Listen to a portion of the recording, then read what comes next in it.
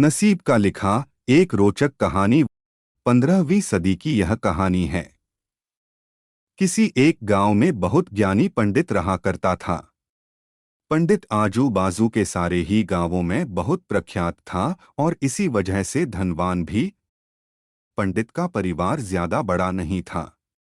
पंडित अपनी पत्नी के साथ अपने बहुत बड़े घर में अकेला रहता था क्योंकि पंडित को कोई बेटा था नहीं और एक बेटी थी जिसका विवाह पास के गांव वाले एक श्रीमंत लड़के से हो चुका था। पंडित ने शादी से पहले अपने होने वाले दामाद की अच्छे से जांच पड़ताल की थी और अपनी बेटी का भविष्य भी ठीक से पढ़ा था। तब जाकर उसने बेटी की शादी की थी। लेकिन चंद सालों में ही पंडित का दामाद बुरी आदतों के चंगुल में फंस गया। जुआ और शराब की बुरी लत ने उन्हें सड़क पर लाकर रख दिया था। अपने बेटी की ऐसी दुर्दशा देखकर पंडित की पत्नी काफी दुखी होती थी और अक्सर पंडित को कहा करती थी, तुम जाकर उनकी मदद कर आओ। पंडित हमेशा अपनी बीवी को यह कहकर उनकी मदद करने के लिए मना कर देता था कि अभी कुछ समय तक उनका बुरा वक्त चलना है। हम चाहे कितनी ही कोशिश कर ले, जो उनके नसीब में नहीं है वह उन्हें नहीं मिल पाएगा। पंडित की ऐसी बातों से उसकी पत्नी काफी दुखी हो जाया करती थी और मन ही मन सोचती थी कि कैसा स्वार्थी पिता है, अपनी बेटी को इतने कष्टों में देखकर भी उसकी मदद करने के लिए मना करता है। आखिर भगवान ने जो इतना सारा धन धान्य दिया है उसका क्या करेंगे? हमें कोई और औलाद भी तो है नहीं, ले देकर एक यही बेटी है और उसके लिए भी कुछ नहीं करेंगे तो किसके लिए करेंगे? पंडित ऐसा नहीं सोचता था। ऐसा नहीं है कि पंडित अपनी पुत्री से प्रेम नहीं करता था, लेकिन उसने अपनी पुत्री की कुंडली इतने अच्छे से पढ़ी थी और वह यह पहले से ही जानता था कि वह चाहे किसी भी लड़के से शादी करती, लेकिन उसके जीवन में यह समय आने वाला ही था और बिना इसे भुगते उसको छुटकारा नहीं मिलने वाला था। एक दिन खाने पीने के लिए भी मोहताज हो चुके पंडित के बेटी और दामाद उसके घर पर आए। पंडित ने और उसकी बीवी ने दोनों का खूब आदर सत्कार किया और खूब अच्छा खाना खिलाया।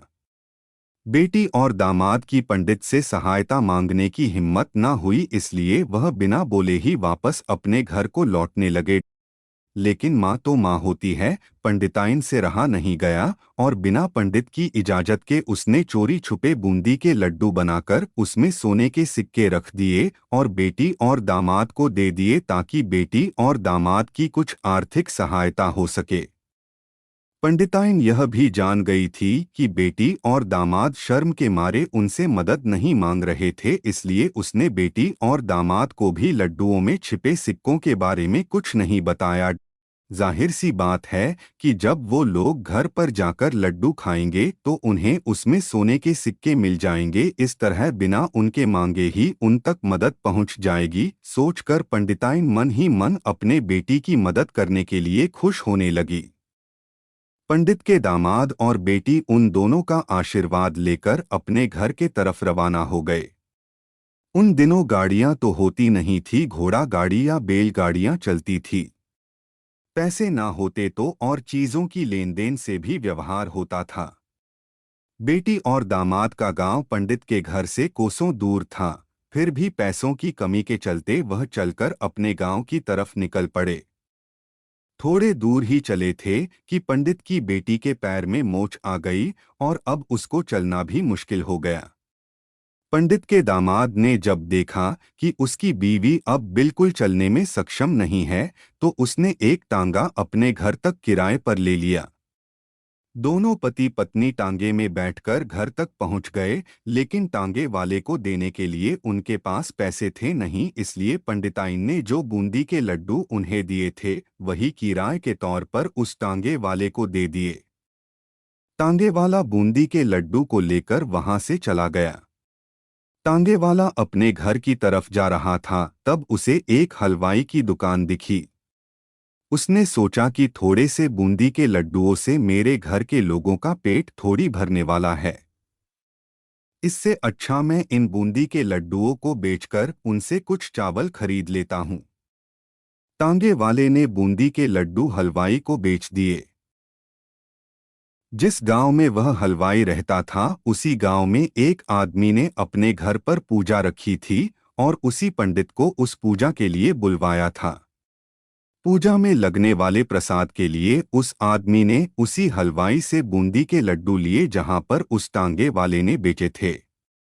हलवाई ने भी उस आदमी को टांगे वाले से खरीदे हुए लड्डू ही पहले दिए ताकि वह खराब ना हो जाए, क्योंकि वह नहीं जानता था यह लड्डू कब बने हैं।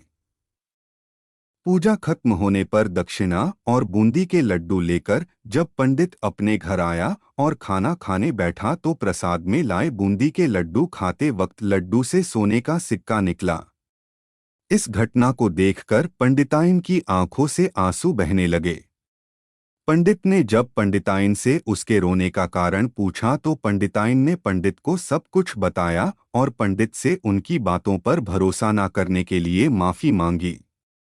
पंडित ने पंडिताइन के आंसू पोंछे और कहा कि तुम्हारी तरह मैं भी हमारी बेटी को बहुत प्रेम करता हूँ, लेकिन अगर हम उसकी अब मदद करते हैं तो दामाद हमसे हमेशा ऐसे ही मदद की अपेक्षा रखेगा और अपनी बुरी आदतों को कभी नहीं छोड़ेगा। पंडिताइन भी अब पंडित की बातों से सहमत हो गई। 2-3 महीने बीत गए।